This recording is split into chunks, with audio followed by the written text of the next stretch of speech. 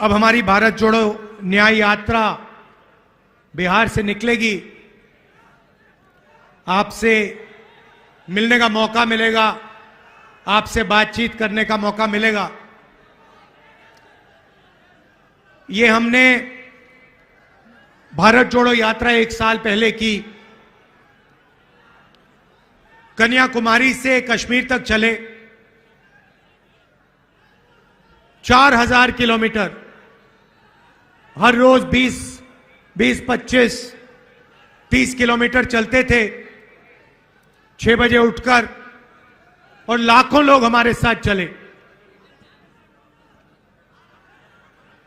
समुद्र के तट से शुरू किया,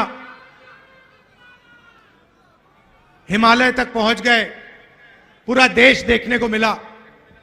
युवाओं से बात की, किसानों से, मजदूरों से 7-8 घंटे बात होती थी,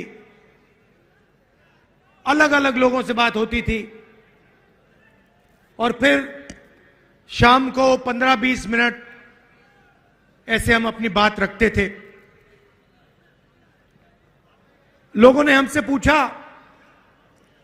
4000 किलोमीटर चलने की क्या जरूरत हुई।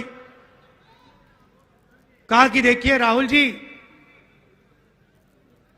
4000 किलोमीटर शायद पहले कोई चला नहीं है, आपको जरूरत क्यों पड़ी। मैं कहता था देखिए, पूरा का पूरा सिस्टम जो है, मीडिया का सिस्टम, हिंदुस्तान का सिस्टम चुने हुए लोगों के हाथ में है, नरेंद्र मोदी जी के हाथ में है। मैंने अभी प्रेस वालों को मित्र कहा, मगर हमारे मित्र विपक्ष की बात टीवी पे तो नहीं दिखाते, अखबारों पे तो नहीं पढ़ाते, सही ना। वो टीवी पे आपको नरेंद्र मोदी जी का चेहरा दिखेगा, वो अदानी अंबानी का चेहरा दिखेगा, उसके साइड पे आपको ऐश्वर्या राय, अमिताभ बच्चन नाचते हुए दिख जाएंगे, डांस करते हुए, 2-3 क्रिकेट वाले दिख जाएंगे, मगर गरीब किसान, मजदूर, बेरोजगार युवा आपको नहीं दिखने वाला। जैसे हजारों किसान दिल्ली की ओर चल रहे हैं, उन पर टीयर गैस चलाया जा रहा है, छर्रे मारे जा रहे हैं। मैंने 2 दिन पहले किसानों से बात की, फोन पे बात की। एक्स आर्मी का जवान था, उसके मुंह पे छर्रे मार दिए। मैंने उससे कहा देखो, आप पहले देश के लिए लड़ रहे थे, जब आप सेना में थे तब आप देश के लिए लड़ रहे थे, मगर आप ये मत सोचो कि आप आज देश के लिए नहीं लड़ रहे हो। जो आपने छर्रे मुंह में, जो आपके छर्रे मुंह में लगे हैं, ये भी आप देशभक्ति का काम कर रहे थे, किसानों की लड़ाई लड़ रहे थे। तो मीडिया में तो नहीं दिखेगा भैया। आप देख लो, यहां पे आपको भारत जोड़ो न्याय यात्रा में हजारों लोगों की भीड़ दिखेगी, मगर आप टीवी ऑन करोगे तो सिर्फ नरेंद्र मोदी जी का चेहरा दिखेगा। वो सुना है वहां दुबई में वहां के राजा से गले मिल रहे हैं, 2-3 बार गले मिलेंगे, तो वो टीवी पे दिखने को मिलेगा। इसलिए 4000 किलोमीटर हम चले, क्योंकि हम डायरेक्ट जनता से बात कर रहे हैं। मतलब ये जो टेलीविजन वाले बिचौली हैं, इनको हमने परे कर दिया है। भारत जोड़ो यात्रा पे हमने नारा दिया, नहीं हमने नहीं दिया, नारा भीड़ से निकला। एक दिन एक व्यक्ति बाहर दौड़ता हुआ आया, पुलिस वाले ने उसको मारा। पहले इधर से आया, इधर से पुलिस वालों ने रोका, फिर दूसरी साइड से आने की कोशिश की, फिर उसको 2-3 धक्के लगे। अंत में वो दौड़ता हुआ आता है मेरे सामने, ऐसे खड़ा होकर कहता है, राहुल जी मैं समझ गया, मैं जानता हूं आप क्या कर रहे हो। मैंने उससे पूछा, भैया बताओ क्या कर रहा हूं। कहता है, नफरत के बाजार में मोहब्बत की दुकान खोल रहे हो। मैंने कहा बात तो सही है। और फिर भाषण में मैंने कहा कि देखिए, भीड़ से आवाज आई है, भीड़ से नारा आया है, नफरत के बाजार में मोहब्बत की दुकान खोल रहे हैं। और सिर्फ मैं नहीं खोलता हूं, ये मोहब्बत की दुकानें आप सबके दिलों में है। आपने देखा होगा, कांग्रेस के किसी भी कार्यकर्ता को देखो, हमारे नेताओं को देखो, मुस्कुराते हुए चेहरे दिखेंगे। टेंशन हो, मुश्किल हो, कठिनाइयां हो, कांग्रेस पार्टी के नेता, कांग्रेस पार्टी के कार्यकर्ता मुस्कुराते हुए दिखेंगे। सही? देखो सारे के सारे मुस्कुरा रहे हैं। दूसरी तरफ बीजेपी के कार्यकर्ताओं को देखो, ऐसे देखते हैं। पूरी दुनिया को रोज ऐसे देखते हैं कि बाकी सब लोगों को कुछ नहीं मालूम, आरएसएस और बीजेपी के लोगों को सब कुछ मालूम। सोच है उनकी। और देश में कोने कोने में नफरत फैलाते रहते हैं। मणिपुर को जला दिया, एक जात को दूसरी जात से लड़ाते हैं, एक धर्म को दूसरे धर्म से लड़ाते हैं। तो उनके हिंसा और नफरत के खिलाफ हमने भारत जोड़ो यात्रा की और यह नारा दिया, नफरत के बाजार में मोहब्बत की दुकान। रास्ते में एक और बात पता लगी, 4000 किलोमीटर, लाखों लोगों से मिले। हमने पूछा, भैया बताओ, ये देश में जो नफरत फैल रही है, हिंसा फैल रही है, क्रोध है, इसका कारण क्या है? मैंने यह सवाल हजारों बार लोगों से पूछा, आम जनता से पूछा। नहीं, मोदी नहीं है, मैं आपको बताता हूं। मोदी इस चीज का चिन्ह है, मगर मोदी कारण नहीं है, कारण दूसरा है। और किसानों ने मुझे बताया, युवाओं ने बताया कि राहुल जी, हर रोज हमारे खिलाफ कोई ना कोई अन्याय किया जाता है। हिंदुस्तान में गरीब लोगों को, कमजोर लोगों को 21वीं सदी में न्याय नहीं मिल सकता।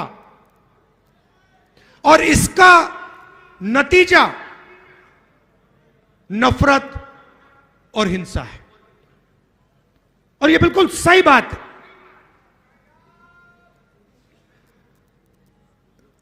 गरीब व्यक्ति जितनी भी कोशिश कर ले, किसान जितना भी चिल्ला ले, मजदूर जितनी जोरों से चीखे, उसे इस देश में मालूम है कि मुझे न्याय नहीं मिल सकता। रोज दिखता है उसको। आप देखिए,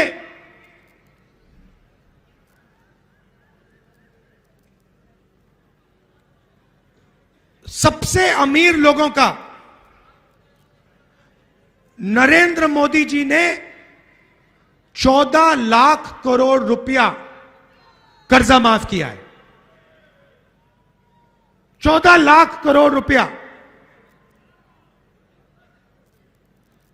नरेगा में कितने लगते हैं? साल में कितने लगते हैं?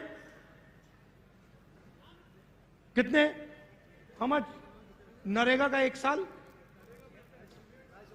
नहीं, बजट साल का नरेगा का, पूरी की पूरी नरेगा को चलाने के लिए एक साल के लिए 70,000 करोड़ रुपए, सबसे गरीब लोगों के लिए एक साल में 70,000 करोड़ रुपए। और सारे के सारे अमीर लोगों ने कहा देखो यह पैसा जाया हो रहा है। 70,000 करोड़ रुपए मनरेगा में जाते हैं और 14 लाख करोड़ रुपए हिंदुस्तान के 10-15 सबसे अमीर लोगों का एक सेकंड में कर्जा माफ हो जाता है। अखबार में नहीं आता। क्यों? क्योंकि अखबार उनके, पहले एक अखबार था, वो एक टेलीविजन था, मीडिया, एनडीटीवी, उसको भी अदानी जी ने खरीद लिया।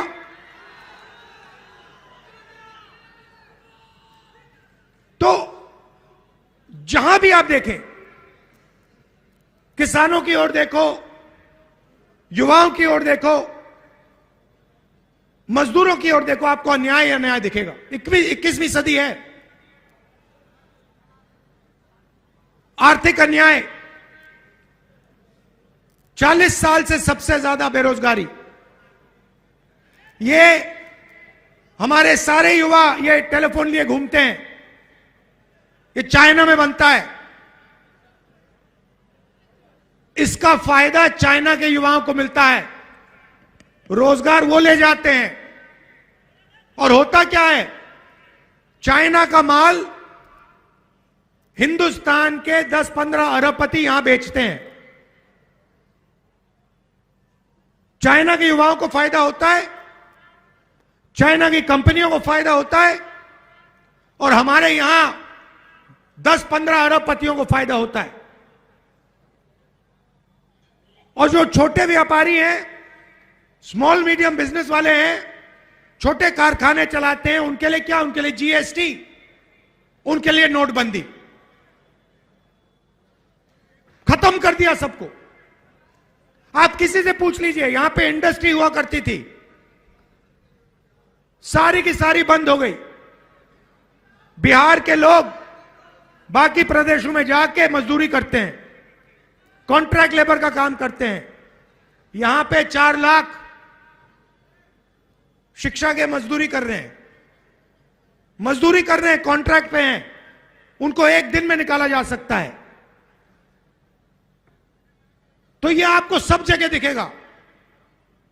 अच्छा, मैं आपसे सवाल पूछता हूं, हिंदुस्तान में पिछड़ों की कितनी आबादी?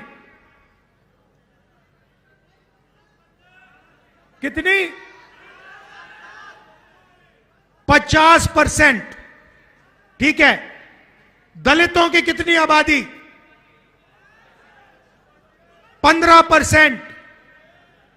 आदिवासियों की कितनी आबादी? 8%। कितना हुआ? 50, 15 और 8 कितना हुआ? 73 हुआ ना? तो पिछड़ों की, दलितों की, आदिवासियों की आबादी 73%। अब मैं आपसे पूछता हूं, हिंदुस्तान की सबसे बड़ी 200 कंपनियों में उनकी लिस्ट निकालो। मैंने निकाली है। और उनकी मालिकों की लिस्ट में आदिवासी, दलित और पिछड़े कितने हैं? मुझे बताओ, कितने हैं? 0। एक नहीं है।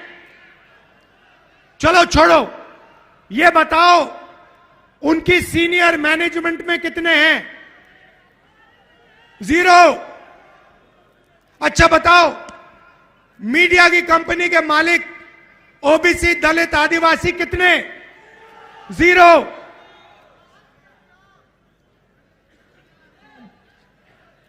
प्राइवेट अस्पतालों के मालिक बताओ? 0। प्राइवेट कॉलेज, यूनिवर्सिटी के जो बड़े बड़े संस्थाएं हैं उसमें बताओ कितने? जीरो, एक नहीं दिखेगा आपको। अब एक काम करो, कॉन्ट्रैक्ट लेबर की लिस्ट निकालो, मजदूरों की लिस्ट निकालो और उसमें उनके नाम पढ़ो। आपको सारे के सारे दलित, आदिवासी और पिछड़े मिलेंगे। उसमें थोड़े से जनरल कास्ट के गरीब लोग मिलेंगे। यहां पे जनरल कास्ट के लोग हैं। आपसे पूछता हूं, हिंदुस्तान की सबसे बड़ी कंपनियों में गरीब जनरल कास्ट के लोगों के लिए कितनी जगह है? मुझे बताओ। जीरो। 90 लोग इस देश को चलाते हैं। 90 आईएएस अफसर इस देश के बजट को बांटते हैं। प्रधानमंत्री नहीं बांटता, एमपी नहीं बांटते, 90 अफसर देश के बजट को बांटते हैं। वो चुनाव नहीं लड़ते कभी, वो परमानेंट रहते हैं। चाहे कुछ भी हो जाए, चुनाव कोई भी जीत जाए, हार जाए, कोई फर्क नहीं, ये 90 लोग वहीं के वहीं बैठे रहेंगे। मुझे बताओ, 90 में से 73% वाली आबादियों के कितने लोग? भाई और बहनों, 90 अफसरों में से 3 पिछड़े वर्ग के, उनको कोने में बैठा रखा है। 3 एससी और 1 आदिवासी। भाइयों और बहनों, अगर हिंदुस्तान की सरकार बजट में 100 रुपए खर्च करती है तो ओबीसी अफसर 5 रुपए का निर्णय लेता है। आदिवासी अफसर 100 रुपए में से 10 पैसों का निर्णय लेता है और दलित अफसर 100 रुपए में से 1 रुपए का निर्णय लेते हैं। मतलब अगर हिंदुस्तान की सरकार बजट में 100 रुपए खर्च करती है तो इस देश की 73% आबादी सिर्फ 6 रुपए 10 पैसे का निर्णय लेती है। और उसमें मैंने माइनॉरिटी की बात नहीं की, उनको अलग रखा है, वो भी 15% है। तो बात समझिए, आप वोट देते हो, आप अपनी सरकार चुनते हो, मगर 73% लोगों के लिए ना कॉरपोरेट इंडिया में जगह, ना मीडिया में जगह, ना बड़े उद्योगों में जगह, ना ब्यूरोक्रेसी में जगह, ना हाई कोर्ट में जगह। हाई कोर्ट का आंकड़ा मेरे पास है, 650 हाई कोर्ट के जज हैं। उसमें से अगर आप 73% वाले लोगों को देखो, 650 में से 100 हाई कोर्ट के जज या दलित या आदिवासी या पिछड़े वर्ग के। मतलब आबादी आपकी, जीएसटी का पैसा आपका, आप देते हो। आपने शर्ट खरीदी, ये जो गुलाबी शर्ट पहने हो, कितने रुपए की शर्ट थी ये? हाँ, 300 400 रुपए की शर्ट है। जितनी जीएसटी इन्होंने दी उतनी ही जीएसटी इस शर्ट के लिए अदानी और अंबानी देंगे, उतनी। ये अगर 18% जीएसटी शर्ट के लिए देंगे, 18% अदानी देगा। इनकी आमदनी 50,000 रुपए, उसकी आमदनी लाखों करोड़ रुपए। जितनी जीएसटी ये देता है उतनी जीएसटी वो देता है। वो महल में रहता है, वो हवाई जहाज में उड़ता है, मगर जितनी जीएसटी हिंदुस्तान का मजदूर देता है उतनी जीएसटी अदानी देता है। यह अन्याय है। आपके जीएसटी का पैसा जाता है और आपकी कहीं भागीदारी है ही नहीं, ना मीडिया में, ना सरकार में, ना कोर्ट में, ना प्राइवेट अस्पताल वाले सिस्टम में, ना कॉलेज यूनिवर्सिटी वाले सिस्टम में, कहीं नहीं हो आप। आपके लिए एक नई कैटेगरी निकाली है, कॉन्ट्रैक्ट लेबर। एक दिन में आपको जूता मार के बाहर निकाला जा सकता है। वो है 73% लोगों की जगह। सुबह उठो, मजदूरी करो, और अगर बात अच्छी नहीं लगी 1 मिनट में आपको उठा के बाहर फेंक देते हैं। 73% के साथ यह हो रहा है, पूरे देश में हो रहा है। इसीलिए मैंने जाति जनगणना की बात उठाई। मैंने कहा देखिए, किसी को चोट लगती है, पहला काम डॉक्टर कहता है भैया देखो हाथ में चोट लगी है, चलो एक्सरे कराओ। हुआ होगा आपके साथ, हुआ है भैया एक्सरे कराओ। अगर आपका हाथ टूटता है और अस्पताल जाते हो, डॉक्टर कहता है मैं एक्सरे नहीं कराऊंगा, एकदम आप उसको पकड़ते हो, कैसे नहीं कराओगे? मुझे चोट लगी, आपको एक्सरे कराना पड़ेगा, क्योंकि एक्सरे से पूरा का पूरा पता लग जाता है। जाति जनगणना सामाजिक एक्सरे है। उससे सारे के सारे पिछड़ों को, दलितों को, आदिवासियों को, गरीब जनरल कास्ट के लोगों को पता लग जाएगा कि इस देश में क्या हो रहा है। और जाति जनगणना का मतलब आप समझो, सबसे पहले सब लोगों को बता देंगे कि भैया इस देश में पिछड़े कितने, दलित कितने, आदिवासी कितने, जनरल कास्ट के कितने। उसके बाद हम फाइनेंशियल सर्वे कराएंगे, कितना धन किस वर्ग के हाथ में है। ये देश सोने की चिड़िया कही जाती थी, ये आज भी सोने की चिड़िया है, मगर भाइयों और बहनों, सोने की चिड़िया आपके हाथ में नहीं है, अदानी जी के हाथ में है। इसीलिए जाति जनगणना से सबको पता लग जाएगा कि पिछड़ों के पास कितना धन है, आदिवासियों के हाथ में कितना धन है, गरीब जनरल कास्ट के हाथ में कितना धन है। और ये 1% लोग, अरबपति लोग, बड़े बड़े ब्यूरोक्रेट्स, इनके हाथ में कितना धन है। दूध का दूध, पानी का पानी हो जाएगा। ये भाइयों और बहनों क्रांतिकारी कदम है। आजादी जैसे हुई थी, क्रांतिकारी कदम, सफेद क्रांति, हरी क्रांति, कंप्यूटर रेवोल्यूशन, बैंक नेशनलाइजेशन, वैसा ही एक क्रांतिकारी काम है। और मैं आपको बता रहा हूं, इसके बिना आप सब लोग भूखे मर जाओगे, कुछ नहीं बचेगा, ना रोजगार मिलेगा, ना आपके बच्चों के पास भविष्य होगा, क्योंकि 1% लोग पूरा का पूरा धन उठा के ले जाएंगे।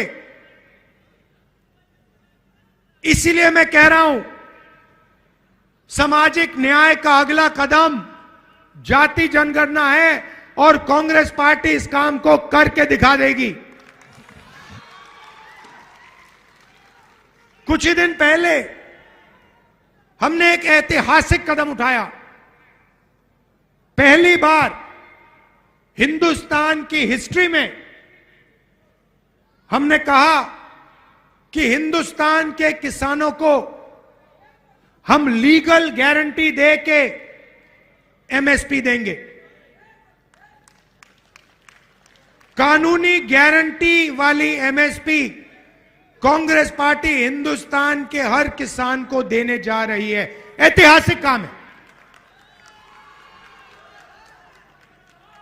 जैसे ही मैंने जाति जनगणना की बात की, नरेंद्र मोदी जी कहते हैं हिंदुस्तान में जात तो है ही नहीं, एक अमीर है एक गरीब है, दो ही जात हैं। पहले कहते थे मैं ओबीसी हूं, अब कहते हैं दो ही जात हैं। हमने एमएसपी की गारंटी दी, बीजेपी के लोग कहते हैं कांग्रेस पार्टी ये कर ही नहीं सकती। पहले हमारे बारे में कहते थे कांग्रेस पार्टी किसानों का कर्जा माफ नहीं कर सकती। 72,000 रुपए कर्जा माफ करके हमने दिखा दिया, 2 मिनट में दिखा दिया, 10 मिनट लगे उसको करने के लिए। तो यही भारत जोड़ो यात्रा का लक्ष्य है कि हम सामाजिक न्याय, आर्थिक न्याय, इन चीजों की बात करें और इन चीजों की लड़ाई लड़ें।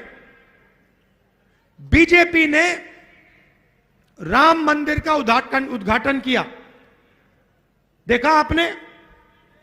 मुझे बताओ, टीवी आप सबने देखा, आपने उद्घाटन में एक गरीब व्यक्ति का चेहरा देखा?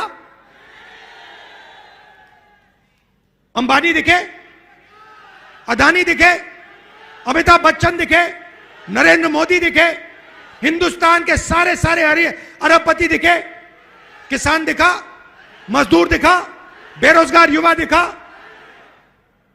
तो फिर बात समझिए, ये नरेंद्र मोदी जी 2-3% के लिए काम करते हैं। ये पूरा ड्रामा जो चल रहा है आपके ध्यान को भटकाने का है। टीवी वाले मिले हुए हैं, मीडिया वाले मिले हुए हैं, अदानी, अंबानी, नरेंद्र मोदी, ये 10-15 लोगों की टीम है और इनका काम आपसे आपका जो जीएसटी का पैसा है वो छीनने का है, वो लेने का है और 24 घंटे आपके ध्यान को इधर उधर करने का है। देखो भैया, उधर वो ऐश्वर्या राय नाच रही है, वो देखो भैया अमिताभ बच्चन ने डांस मारा, वो देखो भैया विराट कोहली ने चौका मारा,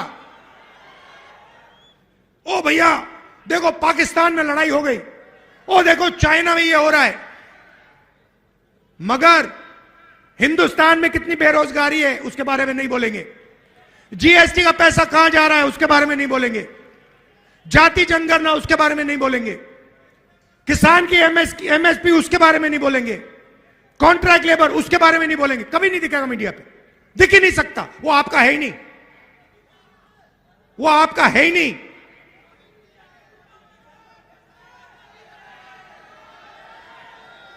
तो ये हिंदुस्तान में लड़ाई है,